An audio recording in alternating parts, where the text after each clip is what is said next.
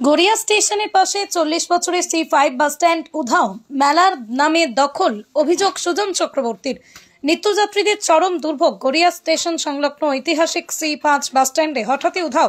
4 দশকেরও বেশি পুরনো এই বাস স্ট্যান্ডকে মেলার নামে ঘিরে ফেলা হয়েছে বলেই অভিযোগ স্থানীয়দের। বিষয়টি নিয়ে তীব্র রাজনৈতিক চাপানুতর শুরু হয়েছে। বর্ষিয়ান বাম নেতা সুজন চক্রবর্তী সরাসরি অভিযোগ তুলেছে। দেখুন, গড়িয়া স্টেশনের কাছে C5 বাস স্ট্যান্ড খুব পরিচিত ল্যান্ডমার্ক, সবাই জানতেন C5 বাস। সেই বাস স্ট্যান্ড এখন তো কাছেই নিউ গড়িয়া মেট্রো স্টেশন পর্যন্ত হয়ে গেছে, ফলে এই একটা গুরুত্ব অপরিসীম হয়েছে, অপরিসীম। কিন্তু বাস স্ট্যান্ডটা নেই, সেটা দখলদারি হয়ে গেছে। বাস থাকবে কোথায়? রাস্তায়, এখানে ওখানে সেখানে। প্যাসেঞ্জারদের দুর্ভোগ, যাত্রী সাধারণের দুর্ভোগ, সাধারণ পথচারী মানুষ তাদের দুর্ভোগ। কেন? C5 বাস স্ট্যান্ডটা দখলদারি হয়ে গেছে। কাউন্সিলরের বিরুদ্ধে অভিযোগ আসছে যে তিনি পিছনে আছেন প্রমোটার চক্রকে নিয়ে। বাস স্ট্যান্ড পর্যন্ত দখল, কোনো কিছু বাকি থাকবে না। তৃণমূলের আমলে যেখানে যে যা পাবে শুধু লুঠে নেবে আর চুষে নেবে। C5 bus stand out.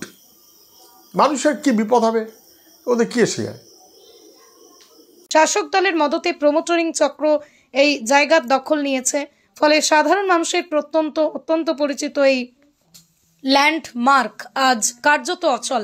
বিরোধী নেত্রী থাকাকালীন এই C5 বাস স্ট্যান্ড ঘিরে আন্দোলনে নেমেছিলেন বর্তমান মুখ্যমন্ত্রী মমতা বন্দ্যোপাধ্যায়। একসময় এলাকার সাংসদও ছিলেন তিনি, অথচ এখন তাঁর দলেরই একাংশের মদতে বাস স্ট্যান্ডকে ঘিরে ফেলা হয়েছে বলে অভিযোগ। না, এই সম্পর্কে আমার কাছে সেই তথ্য নেই, জানা নেই। কিন্তু আমার কাছে সেই ধরনের যদি আসে, আমি নিশ্চয়ই, আপনারা বললেন, আমিও দেখবো যাতে বাস দাঁড়ানোর জায়গা করা যায়, সেটা আমরা দেখে নেব, সেটা নিশ্চয়ই করবো। যেখানে বাসের যদি সেরকম জায়গা লাগে, আমরা দেখছি ওখানে কোথাও বাস রাখানোর জায়গা যদি আমরা পাই, নিশ্চয়ই সেগুলো রেখে যাত্রীদের যাতে অসুবিধা না হয়, বাস নিয়মিত ওখানে চলবে বা ওখানে দাঁড়াবে, সেগুলো আমরা দেখে নেব। মানে নতুন রাস্তা যেহেতু হয়েছে, ওই রাস্তার উপরেই বাস মানে দীর্ঘক্ষণ দাঁড়িয়ে থাকছে আর কি, তার ফলে সমস্যাটা তৈরি হয়েছে। ঠিক আছে, এটা আপনারা বললেন, আমরা নিশ্চয়ই এটা দেখে নেব। আমরা তো এইভাবে জানতাম না। রাস্তাটা সবে তৈরি হয়েছে, বেশি দিনে হয়নি, নতুন করেই গল্প কিছুদিন হয়েছে। রাস্তাটা আমরা কমপ্লিট করেছি, তো এখন ওখানে ছোট ছোট সাইডে কিছু কাজ বাকি আছে, সেগুলো আমরা কমপ্লিট করবো। তারপরে এইগুলো নিয়ে নিশ্চয়ই ভাববো। এখন হয়তো অবগোছালো হয়ে আছে, সেটা কিছু। যেটা অভিযোগ উঠছে, ওই যে বাস স্ট্যান্ডের জায়গাটা ওটা ঘিরে রেখে ওখানে প্রমোটিং চক্র করার একটা চক্রান্ত চলছে। না, যদি ব্যক্তি মালিকানা কারোর থেকে থাকে, যদি চেক করে, সেটা তো পুরো আইনতভাবে সেটা আলাদা দিক। কিন্তু আমাদের দেখতে হবে সেখানে যাত্রী অসুবিধা না হওয়া এবং বাস যথাযথভাবে ওখানে থাকবে, চলবে, আমাদের সেই জায়গায় কোথাও। কিন্তু ব্যক্তি মালিকানা হিসেবে আমার তো সেখানে কিছু বলার থাকে না। অনেকের আশঙ্কা, এখানে বহুতল নির্মাণের পরিকল্পনা চলছে। রাজপুর সোনারপুর পুরসভার 1 নম্বর ওয়ার্ডের কাউন্সিলর পিন্টু মণ্ডলের বিরুদ্ধে উঠেছে দখলদারির অভিযোগ। তবে সোনারপুর উত্তর বিধানসভার বিধায়ক ফিরদৌসী বেগম জানিয়েছেন তিনি বিষয়টি খতিয়ে দেখবেন। রাস্তার উন্নয়ন করা হলেও বাস রাখার বিকল্প জায়গা কোথাও রাখা যায় কিনা তাও তিনি দেখছেন বলেই জানিয়েছেন। এইটুকা স্বাভাবিক ছোট রাস্তা, তাছাড়া এখানে অনেক লোক বসবাস করে। তাছাড়া এখানে বাস অফিস টাইম, শুধু অফিস মানুষরা, অনেক স্কুলের বাচ্চা কাচ্চারাও আছে। যেহেতু আমাদের এই টোকার মধ্যে আমাদের রুজি রোজগার, আমাদের এই টোকার ট্রেন প্যাসেঞ্জার নিয়ে আমাদের কমিশনের উপরে প্যাসেঞ্জারই ক্যারি করতে হয়, অনেকজন গালাগালি। তাছাড়া আমরা সব কিছু বজায় রেখে আমরা রুট চালাতে মানে কোনো দ্বিধাবোধ করছি না। আস্তে আস্তে সব পরিষ্কার হয়ে যাবে। গাড়ি সংখ্যা আগের থেকে অনেকটা কমেছে, আরও কমবে, এই নিয়ে চলছে আমরা।